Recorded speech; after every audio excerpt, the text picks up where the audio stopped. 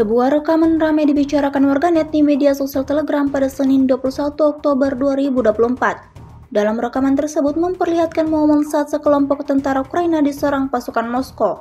Diketahui ada lebih dari 5 tentara Ukraina mencoba melintasi perbatasan negara ke arah Kursk. Sialnya, rencana mereka diketahui oleh pasukan pengintai Rusia dan langsung digagalkan dengan meluncurkan serangan mematikan. Selama operasi, ada 5 tentara Ukraina ditemukan dan dieliminasi dan 3 sisanya mundur. Hingga video ini beredar, beragam respon diberikan warganet.